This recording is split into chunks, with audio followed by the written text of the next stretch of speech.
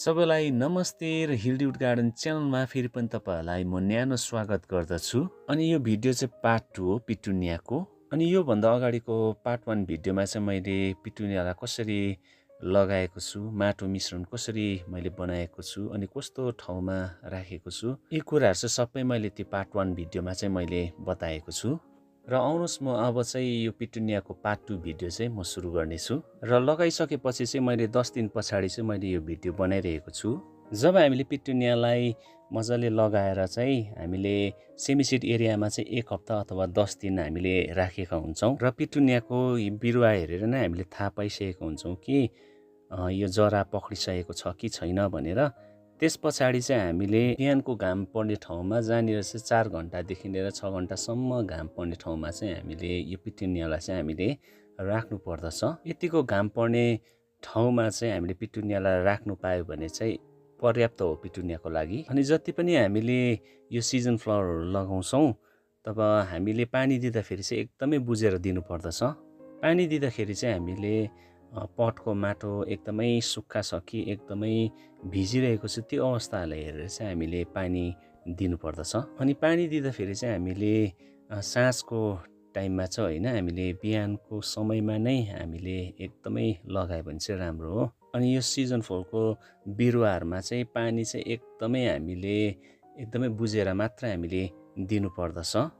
र यसरी हामीले पानीहरु पनि एकदमै राम्रोसँग बुझेर अनि राम्रोसँग हेरचाह गर्यो भने चाहिँ हाम्रो प्लान्टहरु चाहिँ एकदमै हेल्दी अनि एकदम सुन्दर भएर आउँदछ। अनि जब हामीले यो पिटुनियालाई चाहिँ हामीले घाममा बिस्तारै हामीले निकाल्छौं, त्यसपछि चाहिँ हामीले बिस्तारै हामीले यसको ग्रोथलाई हामीले देख्न सुरु गर्छौं, किनभने घाम अनि साथै माटोबाट पनि यस खाना लिइरहेको हुन्छ। त्यो भएर एकदमै ग्रोथ राम्रो हुँदै आइरहेको छ।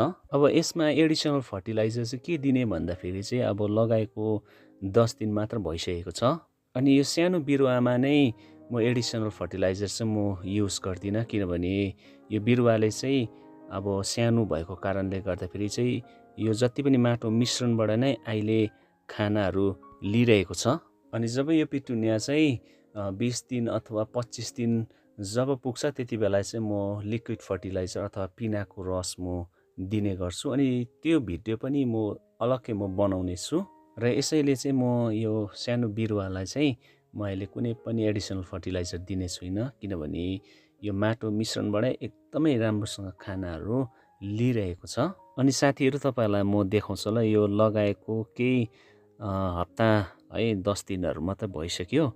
अनि हेर्नुस् ल, मज्जाले ग्रोथ भइरहेको छ पिटुनियाको। यसरी यो साइड ब्रान्चहरु आइरहेको छ। अनि पिटुनिया लगाएको हप्ता अथवा 10 दिन पछाडिको केयरहरु चाहिँ एकदमै सिम्पल छ। मैले तपाईहरुलाई बताइदिहाले कि हामीले घाममा राख्नुपर्ने, पानी दिँदाखेरि एकदमै कन्ट्रोल गरेर दिनुपर्ने, कस्तो ठाउँमा राख्नुपर्ने 10 दिन पछाडिको चाहिँ मैले तपाईहरुलाई बताइदिसकेको छु। अनि हाम्रो यो सानो पिटुनियाको बिरुवालाई चाहिँ हामीले यतिकै 20-25 दिनसम्म चाहिँ एकदमै राम्रोसँग यसरी नै स्याहारसुसार गर्दै हामीले जानु पर्दछ। अनि त्यस पछाडि मात्र हामीले एडिसनल फर्टिलाइजर, पिनाको रसहरु त्यो पनि एकदमै कन्ट्रोल गरेर हामीले दिनुपर्ने हुन्छ। अनि यसमा रोगहरु लाग्दाखेरि कुन चाहिँ हामीले दबाईहरु दिनुपर्ने, यी कुराहरु चाहिँ आउनेवाला दिनको भिडियोमा हुनेछ, तपाईले हेर्दै जानुहोस्। साथीहरु, पिटुनियाको केयर चाहिँ एकदमै सिम्पल छ। यसरी नै हामीले स्याहारसुसारहरु गर्दै गयो भने चाहिँ हाम्रो पिटुनिया चाहिँ एकदमै राम्रो हेल्दी ग्रोथ एकदमै राम्रो हुनेछ। अनि आउनेवाला दिनहरु चाहिँ एकदमै मजाले फुलहरु दिनेछ। हुन्छ, आजको भिडियो चाहिँ म यतिमा नै म राख्नेछु। पार्ट 3 भिडियो लिएर तपाईको माझमा चाँडै नै उपस्थित हुनेछु। तबसम्मको लागि मलाई बिदा दिनुहोस्। सबैलाई नमस्ते अनि बाइ बाइ।